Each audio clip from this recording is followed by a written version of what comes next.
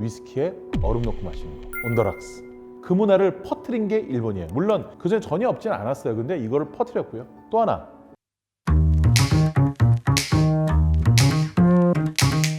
안녕하세요. 주류문화 칼럼니스트이자 세종사이버대 바리스타인 소믈리아과 교수로 활동하고 있는 명욱이라고 합니다. 술을 중심으로 한 세계사 책을 썼어요. 술기로운 세계사입니다. 고대 수메르 문명부터 중세, 근대, 현대 이르는 제가 축약을 시켜놨으니 여러분 기회 되시면 꼭 한번 술기로운 생활이 되지 않을까. 요즘 최근에 우리나라 수출입 통계를 보니까 일본 위스키 수입이 굉장히 많이 늘었더라고요. 일본 위스키에 대해서 세계 5대 위스키다 이렇게 얘기를 하는데 도대체 일본 위스키는 왜 이렇게 떴고 또 이렇게 사람들이 많이 마시고 좋아하는가, 이런 얘기를 한번 쭉 한번 여러분들과 한번 나눠볼까 합니다.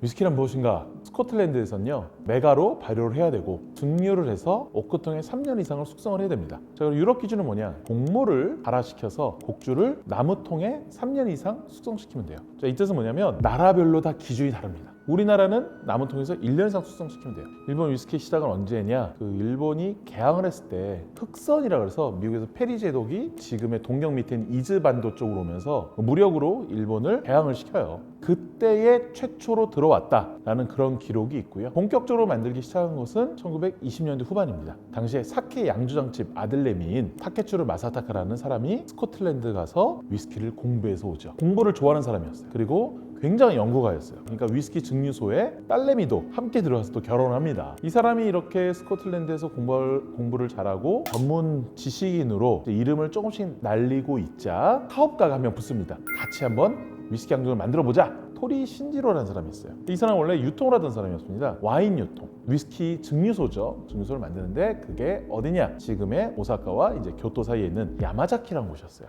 이 야마자키란 지역에 위스키 증류소가 들어오죠. 그것이 바로 유명한 산토리 야마자키 위스키의 시작입니다. 위스키를 만드는 데는 어쨌든 숙성이란 기간이 필요하기 때문에 바로 만들어지지 않아요. 7, 8년 지난 후에 이제 산토리 위스키 시로 라벨, 하얀색 라벨이라고 되어 있는 위스키가 출시를 하는데 이게 폭망합니다. 무엇보다 가격이 수입 위스키와 거의 차이가 나질 않았어요. 수입 위스키가 예를 들어서 5만 엔이라면 이거는 4만 5천 엔? 거의 90% 가격인데 이게 국산이다 보니까 의미가 없었던 거예요. 그로부터 거의 한 10년 후에 산토리 위스키 각급인, 되게 유명한 한국에서도 산토리 위스키 각병이라고 불리는 이 제품이 출시를 하게 되는데 예전에 묵혀놔서 안 팔렸던 위스키가 그로부터 10년을 더 숙성해서 나오니 너무나 맛이 좋았던 거예요. 그래서 이때부터 일본 위스키가 드디어 이름을 국내에서 제대로 알리기 시작합니다. 이 1930년대 후반에 제2차 세계대전이 발발되기 직전이었죠. 그때 일본에서 어떤 일이 일어나느냐, 영국에서 웬만한 것들은 수입을 잘 안 하려고 합니다. 왜? 영국은 적국이었잖아요. 이런 상황에서 영국에서 위스키가 안 들어오다 보니까 일본산 위스키에 대한 주목도가 높아진 거예요. 그러면서 그 산토리 위스키 각병이 어디에 납품이 되느냐? 일본 군부에 납품이 됩니다. 그래서 군인들이 전장터에서 죽을 위기를 넘기면서 마셨던 위스키잖아요. 전후, 그러니까 일본이 패망한 이후에 일본 위스키는 일본 국내에서 엄청나게 많이 팔리게 됩니다. 그것이 일본 위스키의 시작이었던 거예요. 근데 흥미로운 것은 당시만 하더라도 이 군인들은 산토리 위스키 각병이라는 그 제품 자체가 일본 것인지 모르고 마셨어요. 마셨는데 나중에 알고 보니까 그것이 국산이었다는 거죠. 서양을 보면 아시지만 서양의 것에 대해서 굉장히 잘 받아들이죠. 그거 플러스 알파로 더 좋게 만들면 된다는 생각이 굉장히 강하기 때문에 다만 영국이나 미국 물건을 태평양 전쟁 시절에 수입하는 것은 당연히 꺼려하고 그런 걸 또 잘 하려고도 하지도 않았고 법으로 금지하기도 했고 일본 위스키가 상당히 붐을 타게 된 이유가 바로 이러한 이유에 있는 것이죠.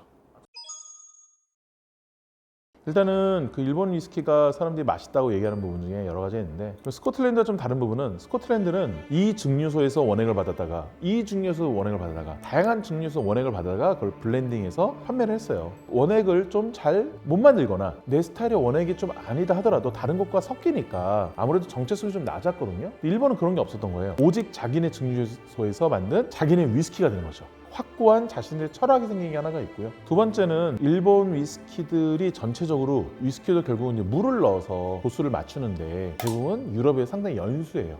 상당히 연수다 보니까 연수는 맛이 또 부드럽잖아요. 그런 맛도 있지 않나? 라는 또 분석도 있고요.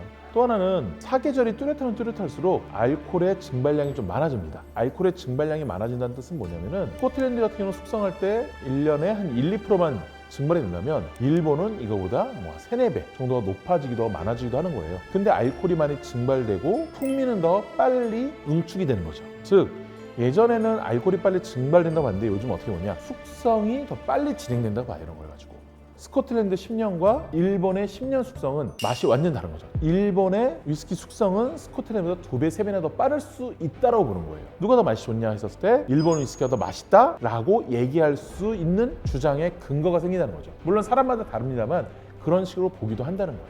그리고 뭐 당연히 일본인스러운 장인 정신이란 부분들도 있고요. 재밌는 게 외국 같은 미국 같은 경우에는 스코틀랜드와 약간 결이 다른 형태로 옥수수로 만든다든지 오크통 자체를 폐 오크통을 쓴다든지 좀 다릅니다. 미국과 만드는 방식. 근데 일본은 굉장히 스코틀랜드스럽게 만들었다는 거예요. 스코틀랜드와 비슷한 기후 환경을 찾아서 홋카이도에서 양조장 또 이런 증류소를 만든 게 또 타케츠루 마사타카라는 사람입니다. 그게 지금 니카 위스키가 됐지만, 그러니까 그 정도로 집념이 엄청났던 거예요. 스코틀랜드의 스카치 위스키라는 원형을 가져가면서 거기에 일본스러운 게 조금 가미가 되니 일본만의 정체성을 가진 감미로운 위스키 이런 것들이 탄생하지 않았나?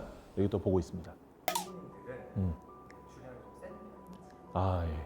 일본인들은요, 발표된 논문에 따르면요, 전 세계에서 가장 알코올 해독 능력이 부족합니다. 우리나라보다 부족한 편인데 일본은 더 부족해요. 자, 근데 왜 이렇게 위스키를 많이 마시느냐? 그래서 그들이 생각을 했어요. 위스키에 얼음 넣고 마시는 거, 온더락스. 그 문화를 퍼뜨린 게 일본이에요. 물론 그전에 전혀 없지는 않았어요. 근데 이거를 퍼뜨렸고요. 또 하나, 팁 문화. 그러니까 우리가 일본 사람이 약하니까 술이 다 마시질 못하잖아요. 그러면 마신 거 어떻게 해요? 다시 킵하잖아요. 맡겨놓잖아요. 일본에서 나온 문화예요. 그리고 최근에 굉장히 유행하는 하이볼 문화. 하이볼 문화는 원래 실은 옛날부터 있었는데 파급력이 그렇게 강하진 않았어요. 근데 일본에서 2008년도부터 하이볼 문화에 엄청난 마케팅 비용이 투여되면서 위스키가 엄청난 붐을 일으키게 됐죠. 일본은 원래라면 위스키를 굉장히 조금밖에 못 마시고 사장된 위기에 처해졌으나 특히 80년도부터 90년도까지는 완전 내려갑니다. 2000년 초반까지 완전 내려가다가 이 하이볼 문화로 반전을 해요. 떨어지는 거를 구해준 게 실은 하이볼이었어요. 갑자기 기존에 위스키는 아저씨들의 술이었다가 도수를 낮추고 내 취향대로 마실 수 있으니 위스키를 잘 못 마시는 사람들이 그 위스키를 마시기 시작한 거예요. 위스키는 얘가 권위적이어서 서로가 따라주면은 안 마시면 화내잖아요. 하이볼은 앞에 있는 사람이 안 따라줘요. 누군가 갖다 줍니다. 그러면은 내가 얼마큼 마시든 적게 마시든 많이 마시든 앞 사람이 덜 삐지죠. 그러니까 편한 게 있는 거예요. 있죠. 일본에도. 이 타케츠루 마사타카라는 산토리 위스키의 공장장이었던 사람, 그러니까 스코틀랜드 가서 위스키 증류소 따님과 결혼한 이분에 대한 일대기가 150부작으로 대하드람으로 만들어집니다. 그러면서 이분의 철학이 너무너무 훌륭하니 갑자기 산토리 위스키, 뭐 니카 위스키 이런 것들이 엄청 뜨게 된 거예요. 근데 문제는 여기서 일어나요. 문제는 여기서. 너무 인기가 많아지잖아요. 90년대 그리고 2000년대에 산토리 위스키는 위스키를 많이 생산하지 않았어요. 왜냐면 계속 떨어지는 추세였거든요. 보통 위스키를 다 12년 정도 숙성해서 내놓잖아요. 12년 산이다, 뭐 12년 숙성이다 이렇게 해서. 갑자기 2015년도에 너도나도 산토리 위스키 산다고 하는데 그러면 그걸 많이 팔기 위해서는 12년 전에 많이 만들어놔야 됐던 거예요. 근데 없잖아요. 가격이 막 급등하기 시작했던 거죠. 산토리 위스키 12년 같은 경우가 8,000엔, 9,000엔, 뭐 쌀 때는 뭐 6, 7,000엔도 했어요. 이런 것들이 한 3만 엔 정도로 지금 현재 책정이 되어 있고요. 일본에서 만들어지는 이 야마자키라는 지역에서 그러니까 최고가 위스키들이 등장하게 됩니다. 18년도 홍콩 경매에서 50년 숙성이 3억 원에 낙찰되고요. 3억 원. 2020년도에는 55년 숙성이 9억 원에 낙찰이 돼요. 얼마 전에는 가루이자와 증류소라고 옛날에 있었는데 사라진 곳이에요. 1960년도에 증류해서 숙성시킨 이 제품도 제일 고가 제품이 5억 원 가까이 낙찰이 됐어요. 근데 사람들이 뭘 하냐? 수집을 하는 거예요. 그 제품이 없잖아요. 물리적으로 만들 수가 없는 거예요. 당연히 가격은 급등할 수밖에 없죠. 마시려고 사는 건 절대로 안 되는 거예요. 우리가요 대리만족이라는 게 있어요. 마시지 않고 바라만 봐도 행복해요. 그리고 중요한 거, 주변 사람들이 이거 얼마야? 5억 원이잖아. 우와! 진짜 정신승리 하는 거죠. 그러니까 일본이 그렇게 인기가 많아져서 재테크가 굉장히 붐을 타요. 어떤 일이 일어나냐? 위스키 제품을 갖다 주잖아요. 그러니까 인기 있는 뭐 야마자키 12년이라든지 히비키 30년, 야마자키 25년도 마찬가지지만 저당받고 대출해 줍니다. 이런 시장까지 생겼어요.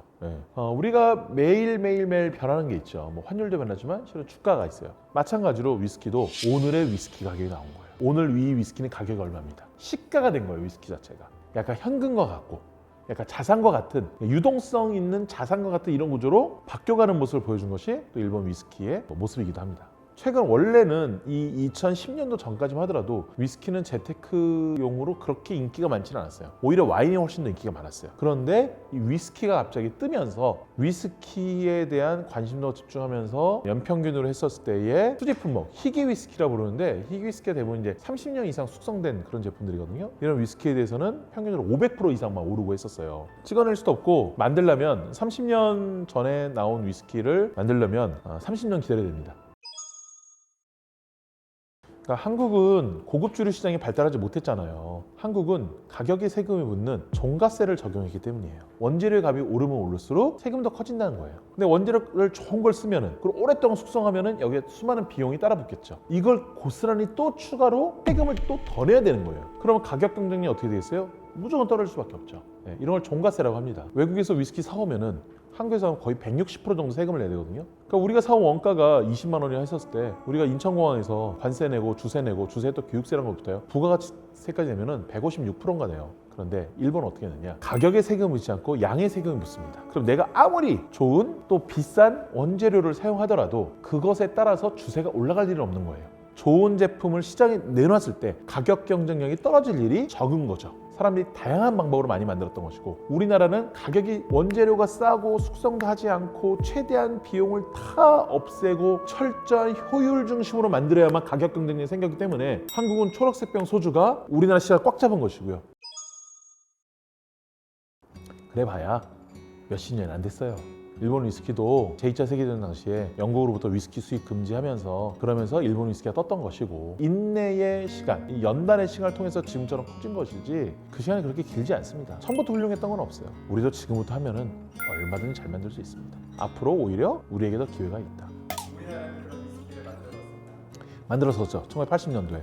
1984년도에 시작해서 진로에서도 나왔고요. 국내에서 만들다 보니까 숙성할 때에 10% 이상 계속 증발이 돼버린 거예요. 알코올이. 그러니까 매년 10%씩 적어지는 거죠. 근데 숙성을 오래 못 하잖아요. 이게 스코틀랜드에서 대량으로 수입한 것과 국내에서 만든 것과 가격 차이가 별 차이 없었어요. 그러니까 국산으로 만든 하더라도 가격 경쟁력에서 밀릴 수밖에 없었죠. 근데 다들 위스키 하면 외국 것밖에 안 바라보는 거예요. 80년대 말에 포기합니다. 만들다가. 그러한 것을 잘 극복해낸 것이 일본이고 우리나라는 에이 안 되네 그러고 쉽게 포기해버린 거예요. 열리고 있죠. 근데 위스키 산업의 문제는 뭐냐면요. 바로 만들어서 바로 안 나와요. 그 사이에 끈기를 갖고 기다릴 줄 알아야 돼요.